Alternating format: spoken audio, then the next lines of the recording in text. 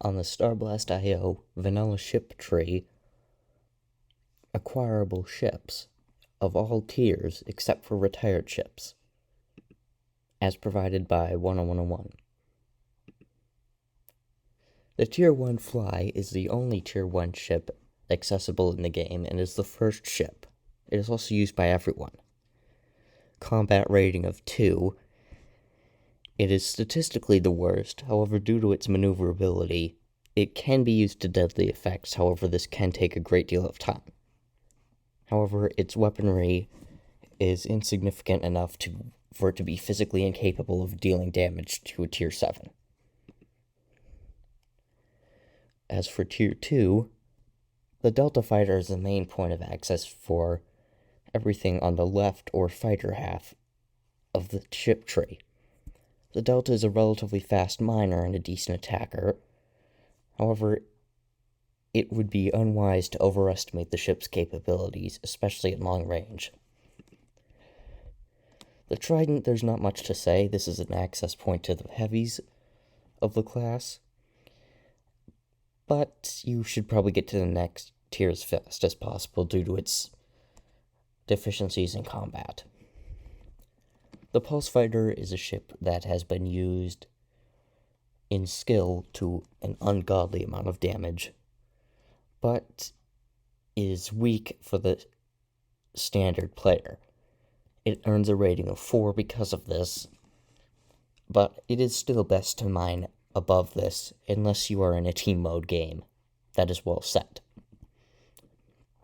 Side Fighter is a Tier 3 ship with an equal rating, and while it is just a knockoff TIE Fighter, it fires a spray pattern of bullets with moderate speed and very high rate of fire.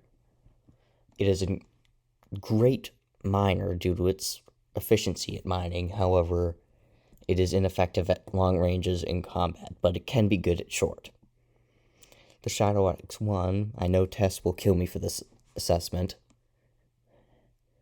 is regularly at 2 due to its combat and defensive deficiencies. However, like the Fly, when played correctly, it can be used to take on scorpions. I say that from experience. Y Defender is a weird ship.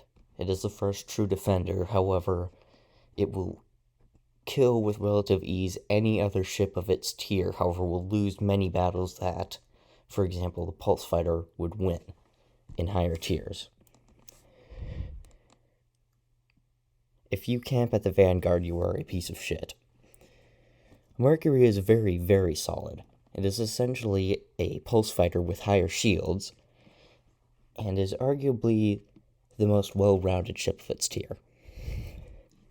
Side Interceptor could only be better if it had bullet speed, but it doesn't.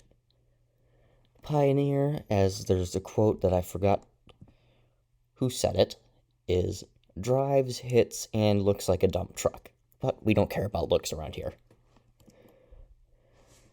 Crusader's too slow to go on any crusades, however, it is the best miner of its tier, but is a bad attacker until maxed, and even then it is barely acceptable.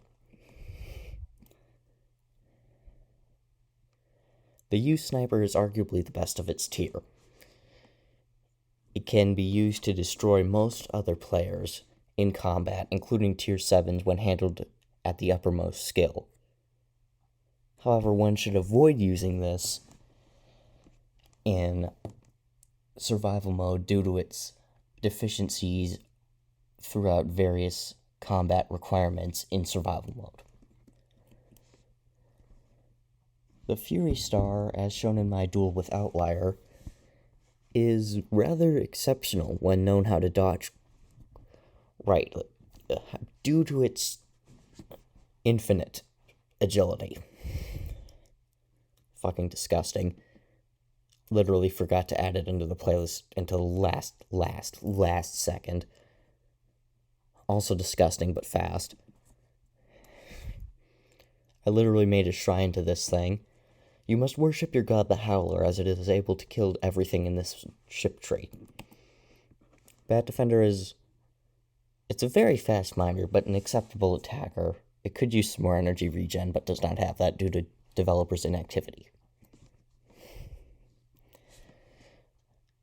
Basically a fat pulse fighter, this thing is arguably the best combat ship in-game due to its rounding of speed, still slow agility, but acceptable, and the pulse that can one-shot a fly or an X1, and provided there are asteroids, basically anything below a tier 3. Or tier 3 or below. Scorpion is similar to the advanced fighter, but will typically lose just barely. Now the Marauder is the ultimate burst ship. It does not fire a pulse, however, it fires a stream of slowly recharging bullets that, when timed properly, can be used to dangerous effect. Also bad until it is upgraded.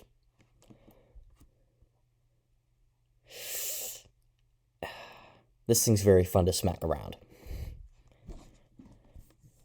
The Ace Speedster is arguably the most important ship in the game, however that is questionable. It is used in Star Blast dueling competitions, and is the truest speedster of the game as far as being the fastest tier 6. It is used by plenty of score whores and other people like myself. It is known for its overall combat ability due to its inability to be hit, or difficulty to be hit. One of the best sleepers of this game is the Rock Tower. It can take on any ship on its own, however struggles significantly in a team fight. Barracuda has no lasers because bonk, and is good at mining. The reason the O-Defender is an 8.5 is because it is arguably the best ship in this game. People who say that is me, because it is basically a Barracuda that shoots lasers. I was able to use it to take on a team of 3 rock towers with little to no difficulty. This thing annoys me. The Odyssey, rating of 9 out of 10 in true combat proficiency.